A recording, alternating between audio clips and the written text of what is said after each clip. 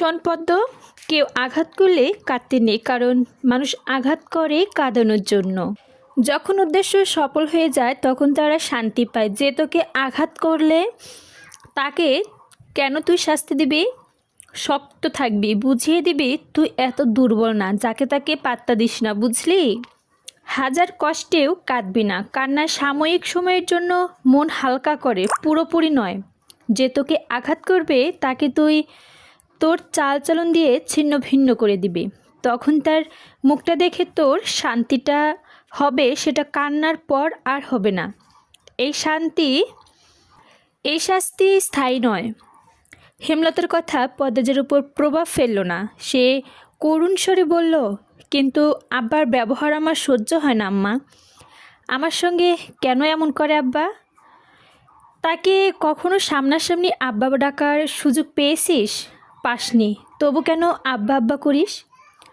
তুইও তাকে পাত্তা দিবি না। তুমি খুব কঠিন আম্মা, তোকেও হতে হবে। আব্বা কেন এমন করে?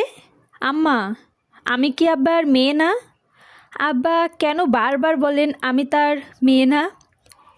এহেন প্রশ্নে হেমলতা তখন চোখ সরিয়ে নিলেন। পদ্মজা জানে এই জবাব সে পাবে না। সে দাঁতে দাঁত চেপে কান্না আটকানোর চেষ্টা করলো। হেমলতা পরম স্নেহে এক হাত পদ্মজার মাথায় রেখে বললেন, কান্দিস না মা। মায়ের রং না হয় পাসনি। মায়ের মতো শক্ত হওয়ার জন্য চেষ্টা করতে পারিস। পদ্মজা নির্লজ্জ হয়ে আবারও প্রশ্ন করলো, আম্মা, আমি কি আব্বার মেয়ে না? বলো আম্মা। পদ্মজার চোখ বেয়ে জল গড়িয়ে পড়ছে।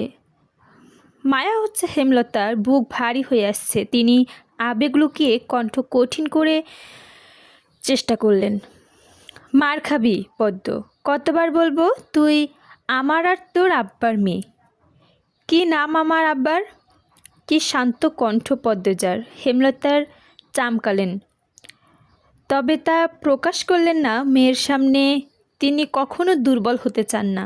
পদ্মজার দিকে ঝুঁকে কণ্ঠ খাদে নামিয়ে বললেন, তোর আব্বার নাম মুর্শিদ মোড়ল। পদ্মজা হতাশ হয়ে দীর্ঘশ্বাস ছাড়ল। মার উপর বিরক্তি জন্মাচ্ছে। খুব কঠিন করে বলতে ইচ্ছে হচ্ছে, যাও এখান থেকে, আমার কাছে আর আসবে না, কখনোই আসবে না। কিন্তু এমন ব্যবহার কখনো করতে পারে নাই সে, কখনো করবেও না। রাতের বাতাসে ভেসে আসছে হাসনাহেনা ফুলের ঘ্রাণ। আকাশে থালার মতো চাঁদ, ঝিকিঝিকি মেলাহেমে বাতাস চারদিকে। পদ্মজার চোখে জল শুকিয়ে যায়। হেমলতা ঝিম মেরে বসে আছেন।